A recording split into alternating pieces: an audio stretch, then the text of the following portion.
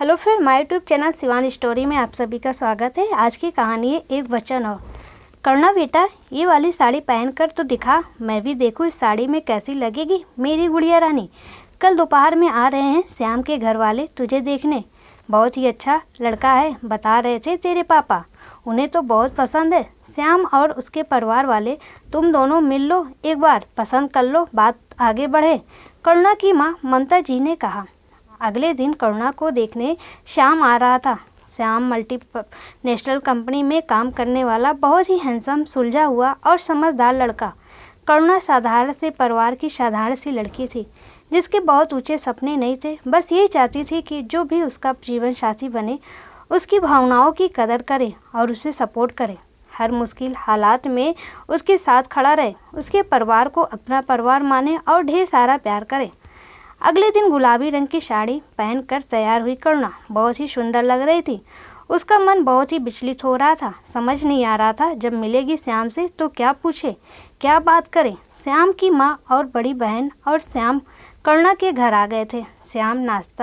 चाय नाश्ता और बातचीत करने के बाद श्याम और करुणा को अलग कमरे में एक दूसरे से बात करने के लिए बैठाया गया। पहली मुलाकात थी तो दोनों ही झिझक महसूस कर रहे थे एक दूसरे से बात करने में। काफ़ी देर तक चुप बैठने के बाद श्याम ने ही शुरुआत की। हेलो करुणा जी, हम कुछ और बात करें या इस रिश्ते को लेकर कुछ भी सोचें? मैं आपसे कुछ कहना चाहता हूँ। ये तो आप जानती ही होंगी कि मेरे पिताजी नहीं हैं और बहन की शादी हो चुकी है। मेरे परिवार में मेरी माँ के अलावा मेरा एक भाई भी है, जिसके बारे में मैं आप सबको नहीं बताया गया होगा। वो वैसे तो मुझसे 2 साल छोटा है, लेकिन बिल्कुल एक बच्चा है। उसकी दिमागी हालत ठीक नहीं है, मेंटल डिसऑर्डर है। सबसे ज़्यादा मुझसे जुड़ा हुआ है और मैं भी उससे बहुत प्यार करता हूँ। उसको देखे बिना एक दिन भी नहीं रह सकता। वैसे तो माँ उसे संभाल लेती है, लेकिन मेरे साथ वो सबसे ज़्यादा कंफर्टेबल महसूस करता है। वो मेरा भाई नहीं, मेरी जिम्मेदारी है, मेरी ज़िंदगी का अभिन्न हिस्सा है और किसी भी नए रिश्ते में बनने के लिए मैं उसे नहीं छोड़ सकता। अगर आपको मैं पसंद हूँ और हमारा रिश्ता आगे बढ़ता है तो शादी में 7 फेरे और 7 वचनों के साथ एक वचन और देना होगा आपको मुझे। करुणा ने बड़े ही सहज भाव से पूछा, कैसा वचन? एक और वचन, आप मुझे कभी मेरे भाई से दूर नहीं करेंगी। कैसे भी हालात हो, आप मुझे उसके प्रति मेरी जिम्मेदारी निभाने से कभी नहीं रोकेंगी।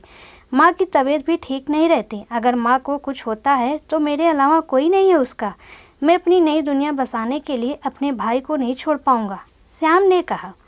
करुणा श्याम के अपने भाई के प्रति प्रेम और समर्पण को देखकर उसकी दीवानी हो गई और बोली, श्याम जी, आपने एक बार में अपने मन की सारी बातें कह दी। मुझे बहुत अच्छा लगा। आप दुनिया के सबसे अच्छे बेटे और भाई हैं और उससे भी पहले आप एक बहुत अच्छे इंसान हैं। मैं अपने आप को बहुत खुश नसीब समझूंगी आप जैसा हमसफ़र पाकर, और मैं पूरी कोशिश करूंगी आपके कर्तव्य निर्वाह करने में आपका साथ दे सकूं।